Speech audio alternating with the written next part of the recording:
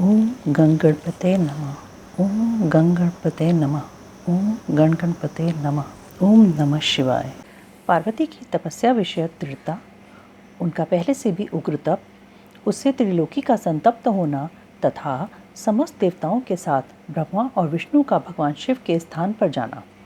ब्रह्मा जी कहते हैं, मुनीश्वर, शिव की प्राप्ति के लिए इस प्रकार तपस्या करती हुई पार्वती के बहुत वर्ष बीत गए, तो भी भगवान शंकर प्रकट नहीं हुए।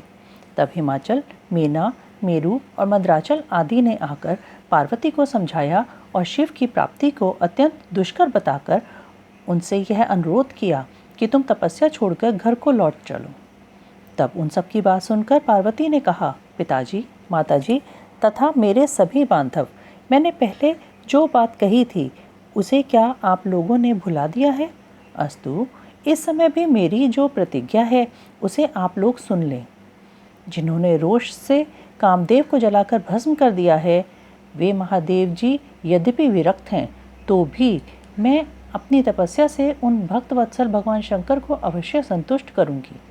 आप सब लोग प्रसन्नतापूर्वक अपने अपने घर को जाएं। महादेव जी संतुष्ट होंगे ही, इसमें अन्यथा विचार की आवश्यकता नहीं है। जिन्होंने कामदेव को जलाया है, जिन्होंने इस पर्वत के वन को भी जलाकर भस्म कर दिया है, उन भगवान शंकर को मैं केवल तपस्या से यहीं बुलाऊंगी। महाभागगण, आप यह जान लें कि महान तपोबल से ही भगवान सदाशिव की सेवा सुलभ हो सकती है। यह मैं आप लोगों से सत्य कहती हूँ। सुमधुर भाषण करने वाली पर्वत राजकुमारी शिवा, माता मेनका, भाई मैनाक, पिता हिमालय और मंदराचल आदि से उपरोक्त बात कहकर शीघ्र ही चुप हो गई। शिवा के ऐसा कहने पर वे चतुर चालाक पर्वत गिरिराज सुमेरु आदि गिरिजा की बारंबार प्रशंसा करते हुए अत्यंत विस्मित हो जैसे आए थे वैसे ही लौट गए। उन सबके चले जाने पर सखियों से घिरी हुई पार्वती मन में यथार्थ निश्चय करके पहले से भी अधिक उग्र तपस्या करने लगी। मुनिश्रेष्ठ, देवताओं, असुरों, मनुष्यों और चराचर प्राणियों सहित समस्त त्रिलोकी उस महती तपस्या से संतप्त हो उठे। उस समय समस्त देवता, असुर, यक्ष, किन्नर, चारण, सिद्ध, साध्य, मुनि, विद्याधर, बड़े बड़े नाग, प्रजापति, गुमक तथा अन्य लोग महान से महान कष्ट में पड़ गए, परंतु इसका कोई कारण उनकी समझ में नहीं आया। तब इंद्र आदि सब देवता मिलकर गुरु बृहस्पति से सलाह ले बड़ी विह्वलता के साथ सुमेरु पर्वत पर मुझ विधाता की शरण में आए। उस समय उनके सारे अंग संतप्त हो रहे थे। वहाँ आप मुझे प्रणाम कर उन सभी व्याकुल और कांतिहीन देवताओं ने मेरी स्तुति करके एक साथ ही मुझसे पूछा, प्रभु, जगत के संतप्त होने का क्या कारण है? उनका यह प्रश्न सुनकर मन ही मन शिव का स्मरण करके विचार पूर्वक मैंने सब कुछ जान लिया। इस समय विश्व में जो दाह उत्पन्न हो गया है वह गिरिजा की तपस्या का फल है। यह जानकर मैं उन सबके साथ शीघ्र ही क्षीर सागर को गया। वहां जाने का उद्देश्य भगवान विष्णु से सब कुछ बताना था। वहां पहुंचकर देखा भगवान श्रीहरि सुखद आसन पर विराजमान हैं। देवताओं के साथ मैंने हाथ जोड़कर प्रणाम पूर्वक उनकी स्तुति की और कहा, महाविष्णु, तपस्या में लगी हुई पार्वती के परम उग्र तप से संतप्त हो हम सब लोग आपकी शरण में आए हैं। आप हमें बचाइए, बचाइए। हम सब देवताओं की यह बात सुनकर शेष शैया पर बैठे हुए भगवान लक्ष्मीपति हमसे बोले। श्री विष्णु ने कहा, देवताओं, मैंने आज पार्वती जी की तपस्या का सारा कारण जान लिया है, अतः तुम लोगों के साथ अब परमेश्वर शिव के समीप चलता हूँ। हम सब लोग मिलकर यह प्रार्थना करेंगे कि वे गिरिजा को ब्याह कर अपने यहाँ ले आवें। अमरो, इस समय समस्त संसार के कल्याण के लिए भगवान से शिवा के पाणी ग्रहण के लिए अनुरोध करना है। देवादिदेव पिनाकधारी भगवान शिव शिवा को वर देने के लिए जैसे भी वहीं उनके आश्रम पर जाएं। इस समय हम वैसा ही प्रयत्न करेंगे। अतः परम मंगलमय महाप्रभु रुद्र जहाँ उग्र तपस्या में लगे हुए हैं, वहीं हम सब लोग चलें। भगवान विष्णु की यह बात सुनकर समस्त देवता आदि हठी, क्रोधी और जलाने के लिए उद्यत रहने वाले प्रलंकर रुद्र से अत्यंत भयभीत हो बोले। देवताओं ने कहा, भगवान, जो महाभयंकर कालाग्नि के समान दीप्तिमान और भयानक नेत्रों से युक्त है, उन रोष भरे महाप्रभु रुद्र के पास हम लोग नहीं जा सकेंगे। क्योंकि जैसे पहले उन्होंने कुपित हो दुर्जय काम को भी जला दिया था, उसी प्रकार वे हमें भी दग्ध कर डालेंगे, इसमें संशय नहीं है। मुने, इंद्रादि देवताओं की बात सुनकर लक्ष्मीपति श्रीहरि ने उन सबको सांत्वना देते हुए कहा। श्रीहरि बोले, हे देवताओं, तुम सब लोग प्रेम और आदर के साथ मेरी बात सुनो। भगवान शिव देवताओं के स्वामी तथा उनके भय का नाश करने वाले हैं। वे तुम्हें नहीं दग्ध करेंगे। तुम सब लोग बड़े चतुर हो, अतः तुम्हें शंभु को कल्याणकारी मानकर हमारे साथ सबके उत्तम प्रभु उन महादेव जी की शरण में चलना चाहिए। भगवान शिव पुराण पुरुष, सर्वेश्वर, वर्णनीय, परात्पर, तपस्वी और परमात्म स्वरूप हैं, अतः हमें उनकी शरण में अवश्य चलना चाहिए। प्रभावशाली विष्णु के ऐसा कहने पर सब देवता उनके साथ पिनाक पाणी शिव का दर्शन करने के लिए गए। मार्ग में पार्वती का आश्रम पहले पड़ता था, अतः उन गिरिजा नंदिनी की तपस्या देखने के लिए विष्णु आदि सब देवता कौतूहल पूर्वक उस आश्रम पर गए। पार्वती के श्रेष्ठ तप को देखकर सब देवता उनके उत्तम तेज से व्याप्त हो गए। उन्होंने तपस्या में लगी हुई उन तेजोमयी जगदम्बा को नमस्कार किया और साक्षात सिद्धि स्वरूपा शिवा देवी के तप की भूरी भूरी प्रशंसा करते हुए वे सब देवता उस स्थान पर गए जहां भगवान वृषभध्वज विराजमान थे। मुने, वहां पहुंचकर सब देवताओं ने पहले तुम्हें उनके पास भेजा और स्वयं वे मदन दहनकारी भगवान हर से दूर ही खड़े रहे। वे वहीं से यह देखते रहे कि भगवान शिव कुपित हैं या प्रसन्न। नारद, तुम तो सदा निर्भय रहने वाले और विशेषतः शिव के भक्त हो, अतः तुमने भगवान शिव के स्थान पर जाकर उन्हें सर्वथा प्रसन्न देखा। फिर वहां से लौटकर तुम श्री विष्णु आदि सब देवताओं को भगवान शिव के स्थान पर ले गए। वहां पहुंचकर विष्णु आदि सब देवताओं ने देखा भक्त वत्सल भगवान शिव सुखपूर्वक प्रसन्न मुद्रा में बैठे हैं। अपने गणों से घिरे हुए शंभु तपस्वी का रूप धारण किए योग पट पर आसीन थे। उन परमेश्वर रूपी शंकर का दर्शन करके मेरे सहित श्री विष्णु तथा अन्य देवताओं, सिद्धों और मुनीश्वरों ने उन्हें प्रणाम करके वेदों और उपनिषदों के सूत्रों द्वारा उनका स्तवन किया।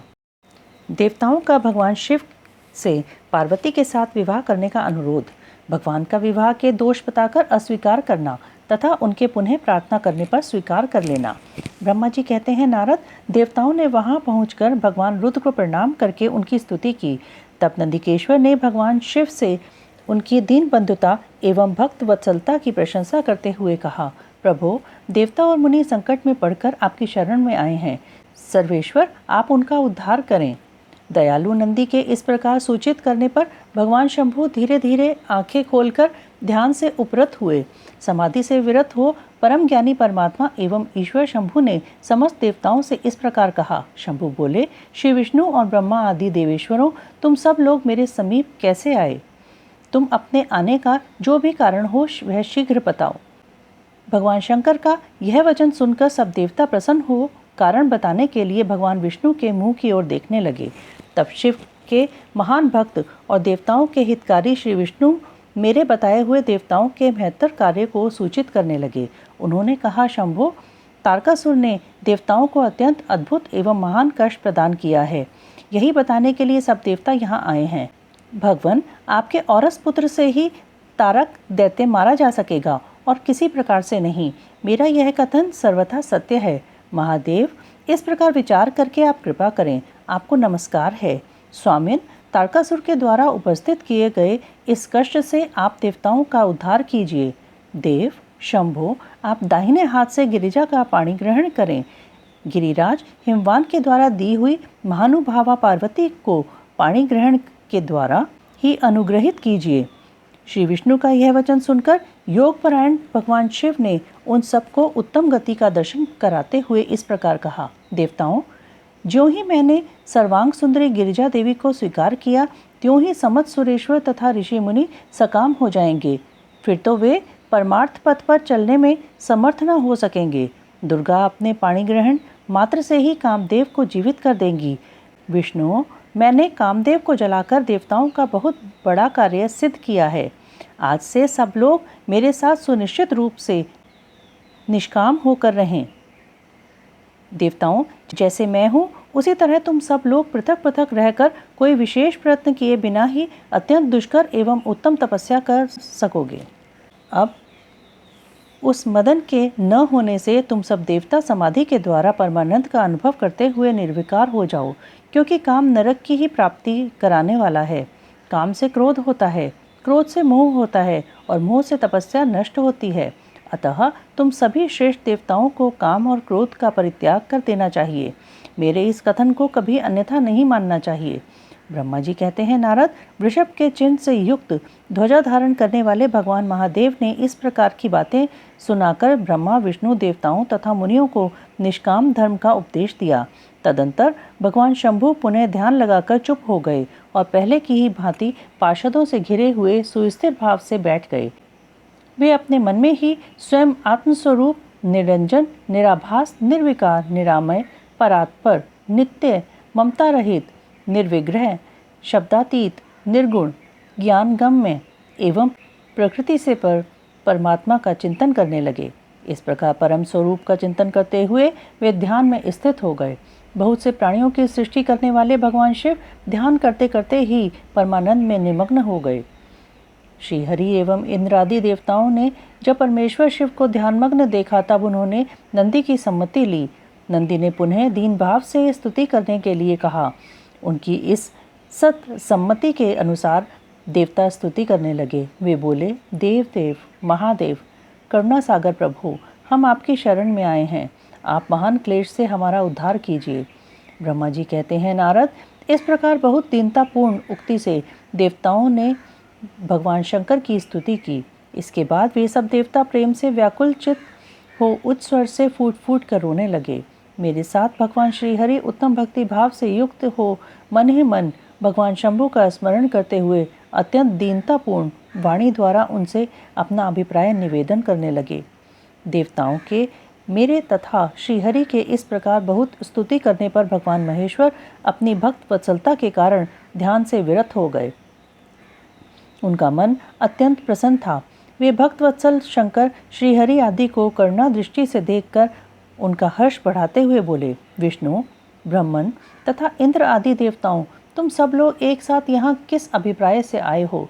मेरे सामने सच सच बताओ। हरि ने कहा, महेश्वर, आप सर्वज्ञ हैं, सबके अंतर्यामी ईश्वर हैं। क्या आप हमारे मन की बात नहीं जानते? अवश्य जानते हैं, तथापि आपकी आज्ञा से मैं स्वयं भी कहता हूँ। सुखदायक शंकर, हम सब देवताओं को तारकासुर से अनेक प्रकार का दुख प्राप्त हुआ है, इसलिए देवताओं ने आपको प्रसन्न किया है।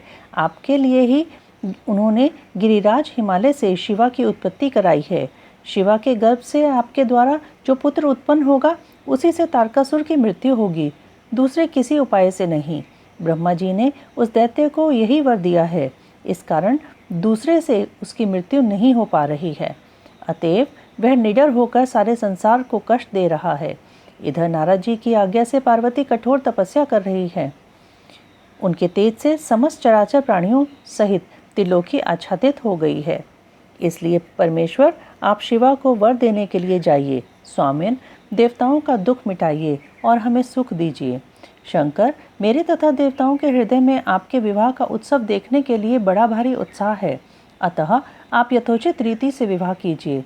परात्पर परमेश्वर, आपने रति को जो वर दिया था, उसकी पूर्ति का अवसर आ गया है, अतः अपनी प्रतिज्ञा को शीघ्र सफल कीजिए। ब्रह्मा जी कहते हैं, नारद, ऐसा कह उन्हें प्रणाम करके श्री विष्णु आदि देवताओं और महर्षियों ने नाना प्रकार के स्तोत्रों द्वारा पुनः उनकी स्तुति की। फिर वे सब के सब उनके सामने खड़े हो गए। भक्तों के अधीन रहने वाले भगवान शंकर भी, जो वेद मर्यादा के रक्षक हैं, देवताओं की बात सुनकर हंसकर बोले, हे हरे, हे विधे और हे देवताओं, तुम सब लोग आदरपूर्वक सुनो। मैं यथोचित विशेषतः विवेकपूर्ण बात कह रहा हूँ। विवाह करना मनुष्यों के लिए उचित कार्य नहीं है, क्योंकि विवाह दृढ़तापूर्वक बांध रखने वाली एक बहुत बड़ी बेड़ी है। जगत में बहुत से कुसंग हैं, परंतु स्त्री का संग उनमें सबसे बढ़कर है। मनुष्य सारे बंधनों से छुटकारा पा सकता है, परंतु स्त्री प्रसंग रूपी बंधन से वह मुक्त नहीं हो पाता। लोहे और काठ की बनी हुई बेड़ियों में दृढ़तापूर्वक बंधा हुआ पुरुष भी एक दिन उस कैद से छुटकारा पा जाता है, परंतु स्त्री पुत्र आदि के बंधन में बंधा हुआ मनुष्य कभी छूट नहीं पाता। महान बंधन में डालने वाले विषद सदा बढ़ते रहते हैं। जिनका मन विषयों के वशीभूत हो गया है, उसके लिए मोक्ष स्वप्न में भी दुर्लभ है।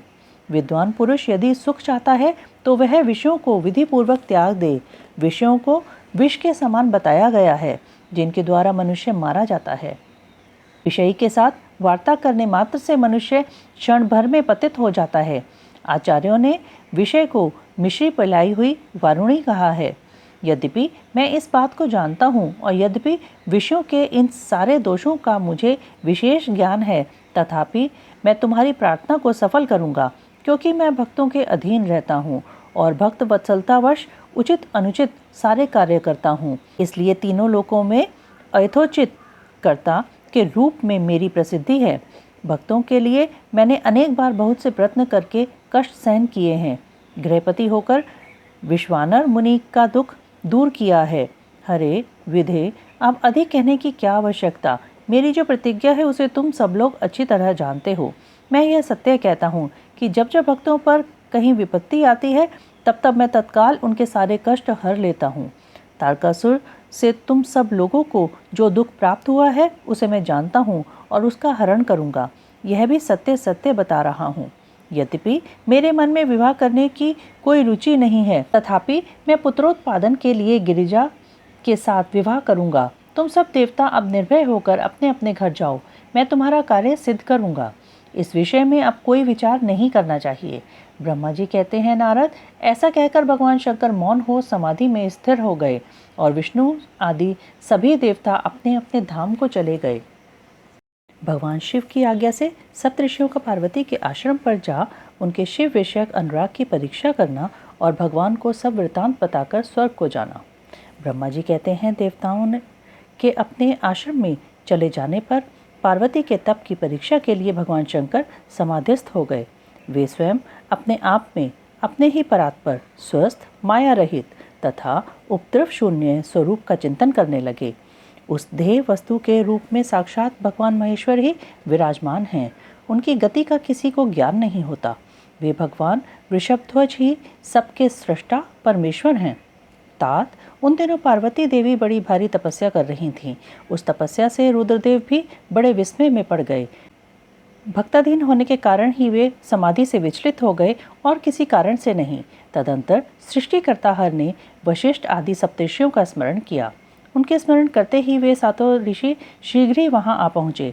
उनके मुख पर प्रसन्नता छा रही थी तथा वे सब के सब अपने सौभाग्य की अधिक सराहना करते थे। उन्हें आया देख भगवान शिव के नेत्र प्रसन्नता से प्रफुल्ल कमल के समान खिल उठे और वे हंसते हुए बोले, तात, सप्तऋषियों, तुम सब लोग मेरे हितकारी तथा संपूर्ण वस्तुओं के ज्ञान में निपुण हो, अतः शीघ्र मेरी बात सुनो। गिरिराज कुमारी देवेश्वरी पार्वती इस समय सुस्थिर चित हो गौरी शिखर नामक पर्वत पर तपस्या कर रही हैं। मुझे पति रूप में प्राप्त करना ही उनकी तपस्या का उद्देश्य है। द्विजों, इस समय केवल सखियां उनकी सेवा में हैं। मेरे सिवा दूसरी समस्त कामनाओं का परित्याग करके वे एक उत्तम निश्चय पर पहुंच चुकी हैं। मुनिवरों, तुम सब लोग मेरी आज्ञा से वहां जाओ और प्रेम पूर्ण हृदय से उनकी दृढ़ता की परीक्षा करो। वहां तुम्हें सर्वथा छलयुक्त बातें कहनी हैं। उत्तम व्रतधारी महर्षियों, मेरी आज्ञा से ऐसा करना, इसलिए तुम्हें संशय नहीं करना चाहिए। भगवान शंकर की यह आज्ञा पाकर वे सातों ऋषि तुरंत ही उस स्थान पर जा पहुँचे जहाँ दीप्तिमती जगन माता पार्वती विराजमान थी। सप्तऋषियों ने वहाँ शिवा को तपस्या की मूर्तिमती दूसरी सिद्धि के समान देखा। उनका तेज महान था। वे अपने उत्तम तेज से प्रकाशित हो रही थीं। उन उत्तम व्रतधारी सप्तऋषियों ने उन्हें मन ही मन प्रणाम किया और उनके द्वारा विशेषतः पूजित हो वे मस्तक झुकाए इस प्रकार बोले। ऋषियों ने कहा, देवी गिरिराज नंदिनी, हमारी यह बात सुनो। हम जानना चाहते हैं कि तुम किस लिए तपस्या करती हो तथा इसके द्वारा किस देवता को और किस फल को पाना चाहती हो। उन द्विजों के इस प्रकार पूछने पर गिरिराज कुमारी देवी शिवा ने उनके सामने अत्यंत गोपनीय होने पर भी सच्ची बात बताई। पार्वती बोली, मुनीश्वरों, आप लोग प्रसन्नता पूर्वक हृदय से मेरी बात सुने। मैंने अपनी बुद्धि से जिसका चिंतन किया है, अपना वह विचार मैं आपके सामने रखती हूँ। आप लोग मेरी असंभव बातें सुनकर मेरा उपहास करेंगे, इसलिए उन्हें कहने में संकोच भी होता है। तथापि कहती हूँ, क्या करूँ? मेरा यह मन अत्यंत दृढ़तापूर्वक एक उत्कृष्ट कर्म के अनुष्ठान में लगा है और ऐसा करने के लिए विवश हो गया। यह पानी के ऊपर बहुत बड़ी और ऊंची दीवार खड़ी करना चाहता है। देवर्षि का उपदेश पाकर मैं भगवान रुद्र मेरे पति हूँ, इस मनोरथ को मन में लिए अत्यंत कठोर तप कर रही हूँ। मेरा मन रूपी पक्षी बिना पंख के ही हठपूर्वक आकाश में उड़ रहा है। मेरे स्वामी करुणा निधान भगवान शंकर ही उसके इस आशा की पूर्ति कर सकते हैं। पार्वती का यह वचन सुनकर वे मुनि हंस पड़े और गिरिजा का सम्मान करते हुए प्रसन्नता पूर्वक छलयुक्त मिथ्या वचन बोले। ऋषियों ने कहा, गिरिराज नंदिनी देवर्षि नारद व्यर्थ ही अपने को पंडित मानते हैं। उनके मन में क्रूरता भरी रहती है। आप समझदार होकर भी क्या उनके चरित्र को नहीं जानती? नारद छल कपट की बातें करते हैं और दूसरों के चित्त को मुंह में डालकर मत डालते हैं। उनकी बातें सुनने से सर्वथा हानि ही होती है। ब्रह्मपुत्र दक्ष के पुत्रों को नारद ने जो छलपूर्ण उपदेश दिया, उसका फल यह हुआ कि वे सबके सब अपने पिता के घर लौटकर न आ सके। यही हाल उन्होंने दक्ष के दूसरे पुत्रों का भी किया। वे भी उनके चक्कर में आकर भिखारी बन गए। विद्याधर चित्रकेतु को इन्होंने ऐसा उपदेश दिया कि उसका घर ही उजड़ गया। प्रहलाद को अपना चेला बनाकर इन्होंने हिरण्यकशिपु से बड़े बड़े दुख दिलवाए। ये सदा दूसरों की बुद्धि में भेद पैदा किया करते हैं। नारद मुनि कानों को पसंद आने वाली अपनी विद्या जिस चीज को सुना देते हैं, वही अपना घर छोड़कर तत्काल भीख मांगने लगता है। उनका मन मलिन है, केवल शरीर ही सदा उज्जवल दिखाई देता है। हम उन्हें विशेष रूप से जानते हैं क्योंकि उनके साथ रहते हैं। उनका उपदेश पाकर बड़े बड़े विद्वानों द्वारा सम्मानित होने वाली तुम भी व्यर्थ ही भुलावे में आ गई और मूर्ख बनकर दुष्कर तपस्या करने लगी। बाले, तुम जिनके लिए यह भारी तपस्या करती हो, वे रुद्र सदा उदासीन, निर्विकार तथा काम के शत्रु हैं। इसमें संशय नहीं है। वे अमांगलिक वस्तुओं से युक्त शरीर धारण करते हैं, लज्जा को तिलांजलि दे चुके हैं। उनका न कहीं घर है न द्वार। वे किस कुल में उत्पन्न हुए हैं, इसका भी किसी को पता नहीं है। कुत्सित वेश धारण किए भूतों तथा प्रेत आदि के साथ रहते हैं और नंग धड़ंग हो शूल धारण किए घूमते हैं। धूर्त, नारद ने अपनी माया से तुम्हारे सारे विज्ञान को नष्ट कर दिया। युक्ति से तुम्हें मोह लिया और तुमसे तप करवाया। देवेश्वरी गिरिराज नंदिनी, तुम ही विचार करो कि ऐसे वर को पाकर तुम्हें क्या सुख मिलेगा। पहले रुद्र ने बुद्धि से खूब सोच विचार कर साध्वी सती से विवाह किया, परंतु वे ऐसे मूढ़ हैं कि कुछ दिन भी उनके साथ निभा न सके। उस बेचारी को वैसे ही दोष देकर उन्होंने त्याग दिया और स्वयं स्वतंत्र हो अपने निष्कल और शोक रहित स्वरूप का ध्यान करते हुए उसी में सुखपूर्वक रम गए। देवी, जो सदा अकेले रहने वाले, शांत, संग रहित और अद्वितीय हैं, उनके साथ किसी स्त्री का निर्वाह कैसे होगा? आज भी कुछ नहीं बिगड़ा है। आज्ञा मानकर घर लौट चलो और इस दुर्बुद्धि को त्याग दो। महाभागे, इससे तुम्हारा भला होगा। तुम्हारे योग्य वर हैं भगवान विष्णु, जो समस्त सद्गुणों से युक्त हैं। वे वैकुंठ में रहते हैं, लक्ष्मी के स्वामी हैं और नाना प्रकार की क्रीड़ाएं करने में कुशल हैं।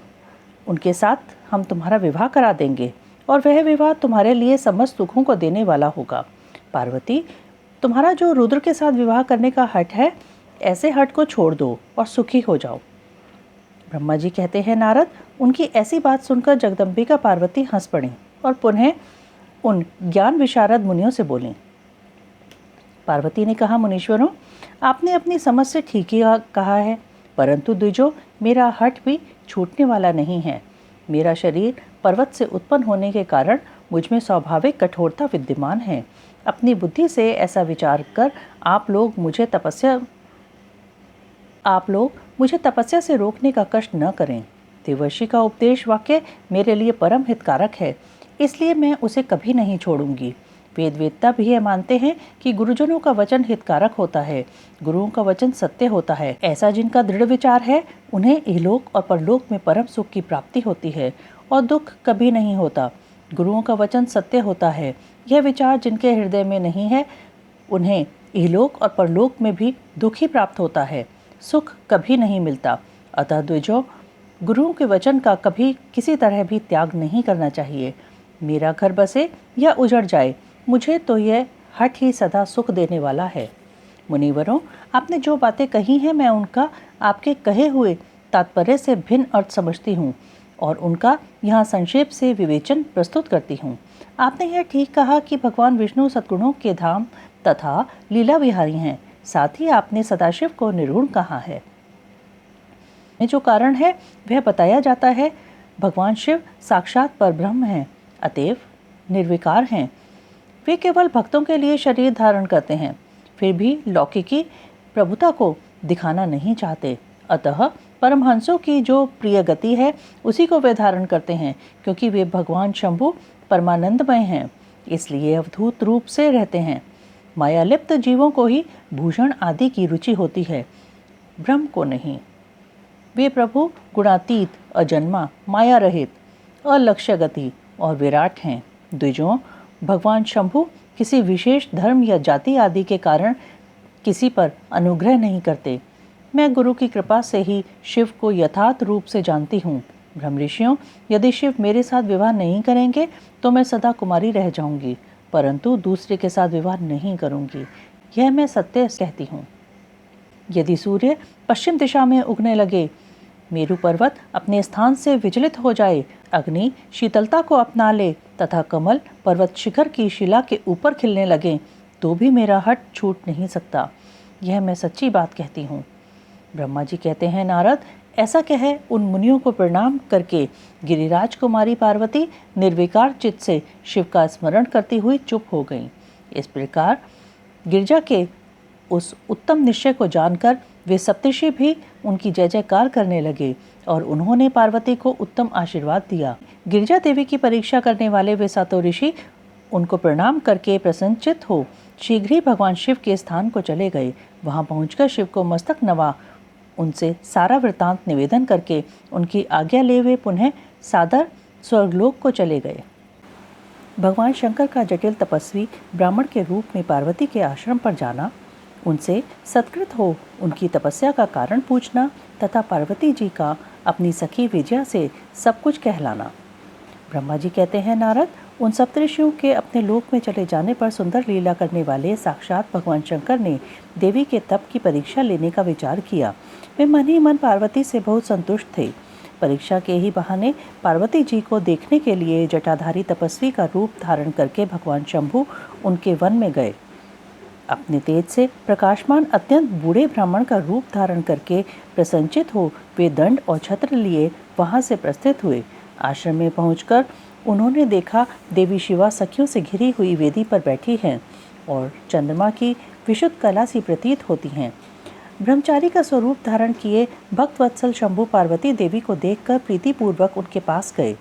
उन अद्भुत तेजस्वी ब्राह्मण देवता को आया देख उस समय देवी शिवा ने समस्त पूजन सामग्रियों द्वारा उनकी पूजा की। जब उनका भलीभांति सत्कार हो गया, सामग्रियों द्वारा उनकी पूजा संपन्न कर ली गई, तब पार्वती ने बड़ी प्रसन्नता और प्रेम के साथ उन ब्राह्मण देव से आदरपूर्वक कुशल समाचार पूछा। पार्वती बोली, ब्रह्मचारी का स्वरूप धारण करके आए हुए आप कौन हैं और कहाँ से पधारे हैं? वेद वेदताओं में श्रेष्ठ विप्रवर, आप अपने तेज से इस वन को प्रकाशित कर रहे हैं। मैंने जो पूछा है उसे बतलाइए।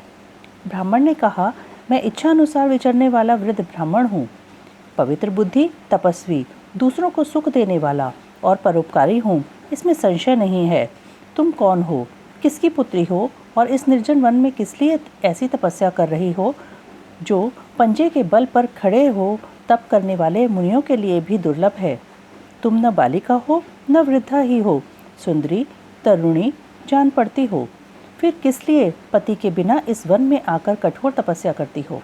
भद्रे, क्या तुम किसी तपस्वी की सहचारिणी तपस्विनी हो? देवी, क्या वह तपस्वी तुम्हारा पालन पोषण नहीं करता जो तुम्हें छोड़कर अन्यत्र चला गया है? बोलो, तुम किसके कुल में उत्पन्न हुई हो? तुम्हारे पिता कौन हैं और तुम्हारा नाम क्या है? तुम महासौभाग्य रूपा जान पड़ती हो, तुम्हारा तपस्या में अनुराग व्यर्थ है। क्या तुम वेद माता गायत्री हो, लक्ष्मी हो अथवा क्या सुंदरी रूप वाली सरस्वती हो? इन तीनों में तुम कौन हो, यह मैं अनुमान से निश्चित नहीं कर पाता। पार्वती बोली, विप्रवर, ना तो मैं वेद माता गायत्री हूँ, ना लक्ष्मी हूँ और ना सरस्वती ही हूँ। इस समय मैं हिमाचल की पुत्री हूँ और मेरा नाम पार्वती है। पूर्व काल में इससे पहले के जन्म में प्रजापति दक्ष की पुत्री थी। उस समय मेरा नाम सती था। एक दिन पिता ने मेरे पति की निंदा की थी, जिससे कुपित हो मैंने योग के द्वारा शरीर को त्याग दिया था। इस जन्म में भी भगवान शिव मुझे मिल गए थे, परंतु भाग्यवश काम को भस्म करके वे मुझे भी छोड़कर चले गए। ब्राह्मण शंकर जी के चले जाने पर मैं विरहता से उद्विग्न हो उठी और तपस्या के लिए दृढ़ निश्चय करके पिता के घर से यहाँ गंगा जी के तट पर चली आई। यहाँ दीर्घ काल तक कठोर तपस्या करके भी मैं अपने प्राण वल्लभ को न पा सकी, इसलिए अग्नि में प्रवेश कर जाना चाहती थी। इतने में ही आपको आया देख मैं क्षण भर के लिए ठहर गई। अब आप जाइए, मैं अग्नि में प्रवेश करूंगी, क्योंकि भगवान शिव ने मुझे स्वीकार नहीं किया, किंतु जहाँ जहाँ मैं जन्म लूँगी वहाँ वहाँ शिव का ही पति रूप में वर्ण करूँगी।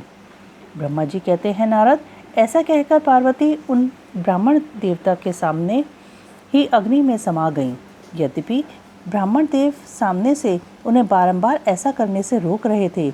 अग्नि में प्रवेश करती हुई पर्वत राजकुमारी पार्वती की तपस्या के प्रभाव से वह आग उसी क्षण चंदन पंख के समान शीतल हो गई। क्षण भर उस आग के भीतर रहकर जब पार्वती आकाश में ऊपर की ओर उठने लगी, तब ब्राह्मण रूपधारी शिव ने सहसा हंसते हुए उनसे पुनः पूछा, अहो भद्रे, तुम्हारा तप क्या है? यह कुछ भी मेरी समझ में नहीं आया। इधर अग्नि से तुम्हारा शरीर नहीं जला, यह तो तपस्या की सफलता का सूचक है, परंतु अब तक तुम्हें अपना मनोरथ प्राप्त नहीं हुआ, इससे उसकी विफलता प्रकट होती है। अतः देवी, सबको आनंद देने वाले मुझ श्रेष्ठ ब्राह्मण के सामने तुम अपने अभीष्ट मनोरथ को सच सच बताओ। ब्रह्मा जी कहते हैं, नारद, ब्राह्मण के इस प्रकार पूछने पर उत्तम व्रत का पालन करने वाली अंबिका ने अपनी सखी को उत्तर देने के लिए प्रेरित किया। पार्वती से प्रेरित हो उनकी विजया नामक प्राण प्यारी सखी ने, जो उत्तम व्रत को जानने वाली थी, जटाधारी तपस्वी से कहा। सखी बोली, साधो, तुमसे पार्वती के उत्तम चरित्र का और इनकी तपस्या के समस्त कारणों का वर्णन करती हूँ। आप सुनना चाहते हो तो सुनिए। मेरी सखी गिरिराज हिमाचल की पुत्री है। ये पार्वती और काली नाम से विख्यात हैं तथा माता मेनका की कन्या हैं। अब तक किसी ने इनके साथ विवाह नहीं किया है। ये भगवान शिव के सिवा दूसरे किसी को चाहती भी नहीं। उन्हीं के लिए 3000 वर्षों से तपस्या कर रही हैं। भगवान शिव की प्राप्ति के लिए ही मेरी इन सखी ने ऐसा तप प्रारंभ किया। विप्रवर, इसमें जो कारण है उसे बताती हूँ, सुनिए। ये पर्वत राजकुमारी ब्रह्मा, विष्णु तथा इंद्र आदि देवताओं को भी छोड़कर केवल पिनाक पाणी भगवान शंकर को ही पति रूप में प्राप्त करना चाहती है और नारद जी के आदेश से यह कठोर तपस्या कर रही है। द्विश्रेष्ठ, आपने जो कुछ पूछा था उसके अनुसार मैंने प्रसन्नतापूर्वक अपनी सखी का मनोरथ बता दिया। अब आप और क्या सुनना चाहते हैं? ब्रह्मा जी कहते हैं, नारद, विजय का यह यथार्थ वचन सुनकर जटाधारी तपस्वी रुद्र हंसते हुए बोले, सखी ने यह जो कुछ कहा है उसमें मुझे परिहास का अनुमान होता है। यदि यह सब ठीक हो तो पार्वती देवी अपने मुंह से कहे। जटिल ब्राह्मण के इस प्रकार कहने पर पार्वती देवी अपने मुंह से ही यूँ कहने लगी। पार्वती की बात सुनकर जटाधारी ब्राह्मण का शिव की निंदा करते हुए पार्वती को उनकी ओर से मन को हटा लेने का आदेश देना। पार्वती बोली, जटाधारी विप्रवर, मेरा सारा वृतांत सुनिए।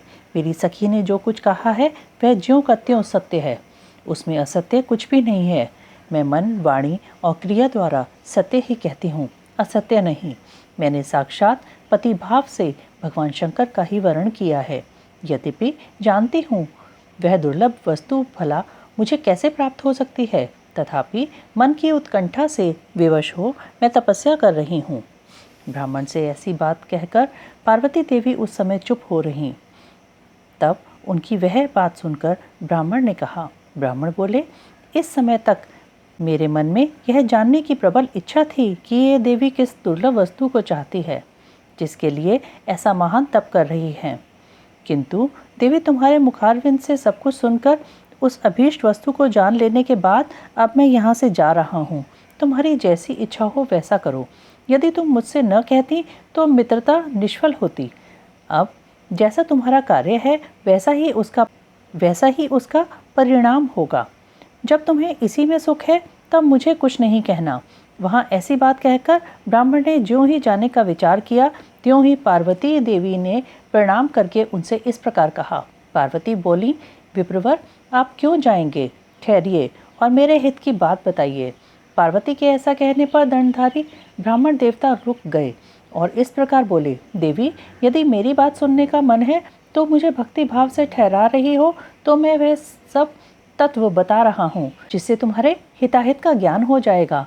महादेव जी के प्रति मेरे मन में गौरव बुद्धि है, अतः मैं उनको सब प्रकार से जानता हूँ, तो भी यथार्थ बात कहता हूँ, तुम सावधान होकर सुनो। वृषभ के चिन्ह से अंकित ध्वजा धारण करने वाले महादेव जी सारे शरीर में भस्म रमाए रहते हैं, सिर पर जटा धारण करते हैं, धोती की जगह बाघ का चाम पहनते और चादर की जगह हाथी की खाल ओढ़ते हैं। हाथ में भीख मांगने के लिए एक खोपड़ी लिए रहते हैं। झुंड के झुंड सांप उनके सारे अंगों में लिपटे देखे जाते हैं। वे विष खाकर ही पुष्ट होते हैं। अभ्यक्ष भक्षी हैं। उनके नेत्र बड़े भद्दे हैं और देखने में डरावने लगते हैं। उनका जन्म कब, कहाँ और किससे हुआ, यह आज तक प्रकट नहीं हुआ। घर गृहस्थी के भोग से वे सदा दूर ही रहते हैं, नंग धड़ंग घूमते हैं और भूत प्रेतों को सदा साथ रखते हैं। उनके 1-2 नहीं 10 भुजाएं हैं। देवी, मैं समझ नहीं पाता कि किस कारण से तुम उन्हें अपना पति बनाना चाहती हो। तुम्हारा ज्ञान कहाँ चला गया? इस बात को आज सोच विचार कर मुझे बताओ। दक्ष ने अपने यज्ञ में अपनी ही पुत्री सती को केवल यही सोचकर नहीं बुलाया कि वह कपालधारी भिक्षुक की भार्या है। इतना ही नहीं, उन्होंने यज्ञ में भाग देने के लिए सब देवताओं को बुलाया, किंतु शंभु को छोड़ दिया। सती उसी अपमान के कारण अत्यंत क्रोध से व्याकुल हो उठी। उसने अपने प्यारे प्राणों को तो छोड़ा ही, शंकर जी को भी त्याग दिया। तुम तो स्त्रियों में रत्न हो, तुम्हारे पिता समस्त पर्वतों के राजा हैं, फिर तुम क्यों इस उग्र तपस्या के द्वारा वैसे पति को पाने की अभिलाषा करती हो? सोने की मुद्रा देकर बदले में उतना ही बड़ा कांच लेना चाहती हो। उज्जवल चंदन छोड़कर अपने अंगों में कीचड़ लपेटना चाहती हो। सूर्य के तेज का परित्याग करके जुगनू की चमक पाना चाहती हो। महीन वस्त्र त्याग कर अपने शरीर को चमड़े से ढकने की इच्छा करती हो। घर में रहना छोड़कर वन में धूनी रमाना चाहती हो। तथा देवेश्वरी, यदि तुम इंद्र आदि लोकपालों को त्याग कर शिव के प्रति अनुरक्त हो तो अवश्य ही रत्नों के उत्तम भंडार को त्याग कर लोहा पाने की इच्छा करती हो। लोक में इस बात को अच्छा नहीं कहा गया है। शिव के साथ तुम्हारा संबंध मुझे इस समय परस्पर विरुद्ध दिखाई देता है। कहाँ तुम, जिसके नेत्र प्रफुल्ल कमल दल के समान शोभा पाते हैं, और कहाँ वे रुद्र जो 3 भद्दी आंखें धारण करते हैं। तुम तो चंद्रमुखी हो और शिव पंचमुख कहे गए हैं। तुम्हारे सिर पर दिव्य वेणी सर्पिणी सी शोभा पा रही है, परंतु शिव के मस्तक पर जो जटाजूट बताया जाता है वह प्रसिद्ध ही है। तुम्हारे अंग में चंदन का अंगराग होगा और शिव के शरीर में चिता का भस्म। कहाँ तुम्हारी सुंदर मृदुल साड़ी और कहाँ शंकर जी के उपयोग में आने वाली हाथी की खाल। कहाँ तुम्हारे अंगों में दिव्य आभूषण और कहाँ शंकर के सर्वांग में लिपटे हुए सर्प। कहाँ तुम्हारी सेवा के लिए उद्यत रहने वाले संपूर्ण देवता और कहाँ भूतों की दी हुई बलि को पसंद करने वाले शिव। कहाँ तो मृदंग की मधुर ध्वनि और कहाँ डमरू की डिमडिम। कहाँ भेरियों के समूह की गड़गड़ाहट और कहाँ अशुभ श्रृंगी नाद। कहाँ ढक्का का शब्द और कहाँ अशुभ गलनाद। तुम्हारा यह उत्तम रूप शिव के योग्य कदापि नहीं है। यदि उनके पास धन होता तो वे दिगंबर क्यों रहते? सवारी के नाम पर उनके पास एक बूढ़ा बैल है और दूसरी कोई भी सामग्री उनके पास नहीं है। कन्या के लिए ढूंढे जाने वाले वरों में जो नारियों को सुख देने वाले गुण बताए गए हैं, उनमें से एक भी गुण भद्दी आंख वाले रुद्र में नहीं है। तुम्हारे परम प्रिय काम को भी उन हर देवता ने दग्ध कर दिया और तुम्हारे प्रति उनका अनादर तो तभी देख लिया गया जब वे तुम्हें छोड़कर अन्यत्र चले गए। उनकी कोई जाति नहीं देखी जाती, उनमें विद्या तथा ज्ञान का भी पता नहीं चलता। पिशाच ही उनके सहायक हैं और विष तो उनके कंठ में ही दिखाई देता है। वे सदा अकेले रहने वाले और विशेष रूप से विरक्त हैं। इसलिए तुम्हें हर के साथ अपने मन को नहीं जोड़ना चाहिए। कहाँ तुम्हारे कंठ में सुंदर हार और कहाँ उनके गले में नरमुंडों की माला। देवी, तुम्हारे और हर के रूप आदि सब एक दूसरे के विरुद्ध हैं, अतः मुझे तो यह संबंध नहीं रुचता। फिर तुम्हारी जैसी इच्छा हो वैसा करो। संसार में जो कुछ भी असद वस्तु है वह सब तुम स्वयं चाहने लगी हो, अतः मैं कहता हूँ कि तुम उस असत की ओर से अपने मन को हटा लो। अन्यथा जो चाहो वह करो, मुझे कुछ नहीं कहना है। ब्रह्मा जी कहते हैं, नारद, यह बात सुनकर पार्वती शिव की निंदा करने वाले ब्राह्मण पर मन ही मन कुपित हो उठी और उससे इस प्रकार बोली, ओम नमः शिवाय, ओम नमः शिवाय, ओम नमः शिवाय।